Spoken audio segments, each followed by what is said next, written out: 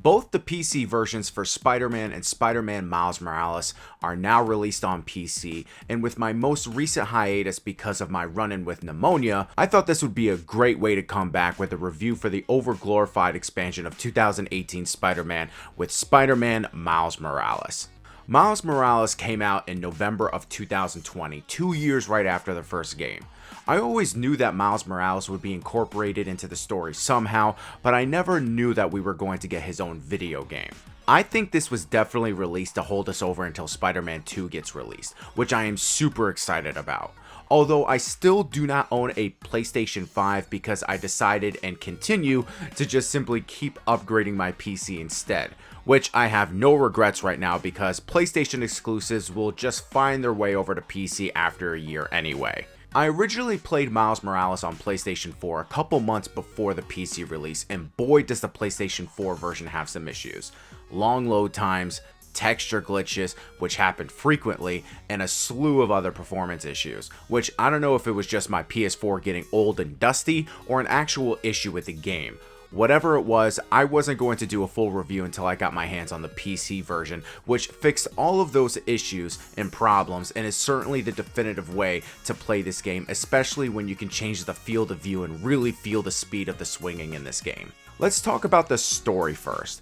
Miles Morales takes place in Christmas of 2019, a year after the events of the previous entry. You start the game by helping Peter stop Rhino from trying to escape, and unlike the comics where Peter actually dies, he just gets very injured, which in turn motivates Miles to take on Rhino himself, which introduces his new powers, bioelectricity, which is referred to as his Venom Strike, and other variations based on the move you are using it for. Considering this is Miles' game and story, we have to find a way to get Peter away so Miles can develop on his own more. So they send Peter on a trip with Mary Jane across the world to another country.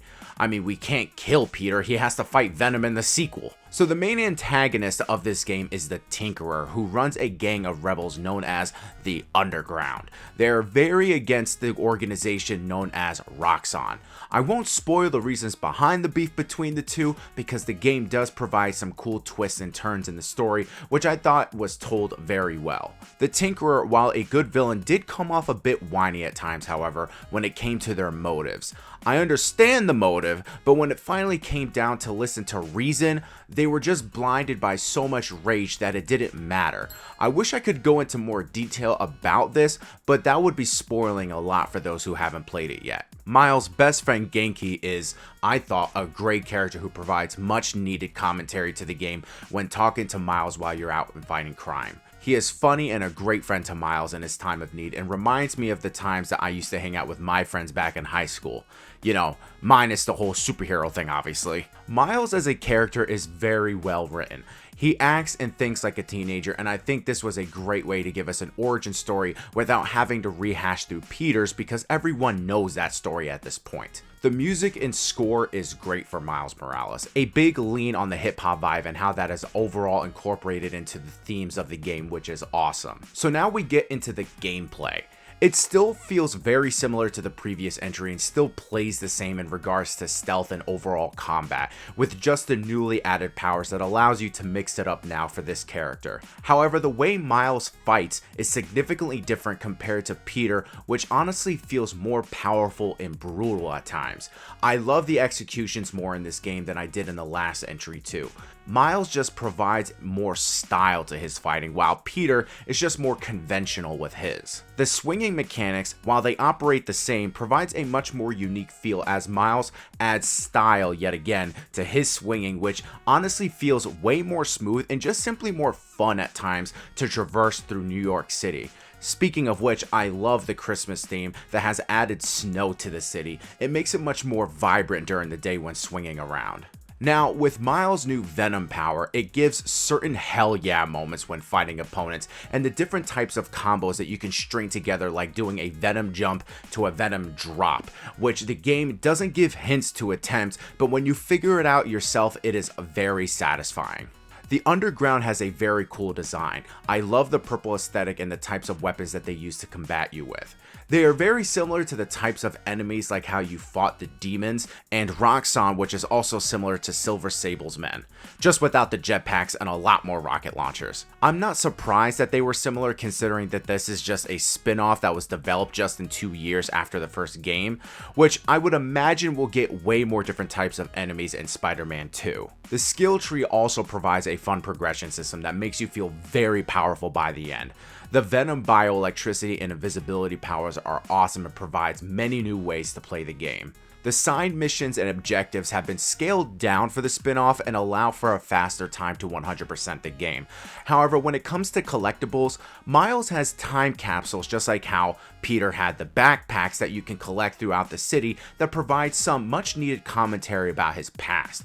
However, according to the story, these were placed before he became Spider-Man, so I'm confused how these ended up in places like this on the side of buildings.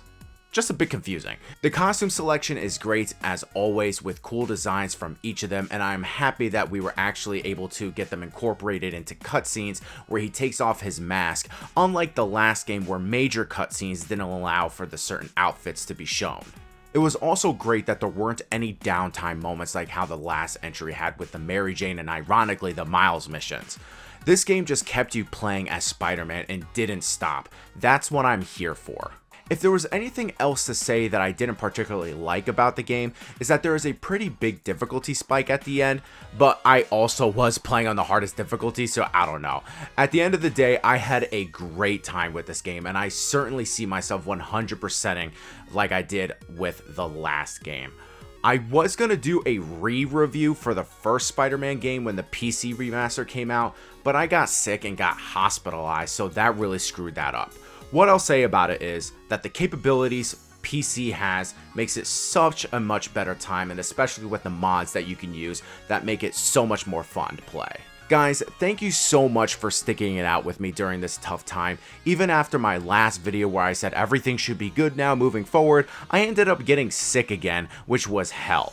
I am doing better now and hopefully things go back to normal. I bought a lot of new games for my collection, which will be a new video soon for that and allow me to review more games for the future. You guys are the best. Remember to subscribe, comment, like, thumbs up. Do whatever you guys can to support this channel. I will never stop reviewing video games no matter what happens to me. Let me know what you guys would like to see me talk about in the future, and I will see you guys in my next video. Peace out.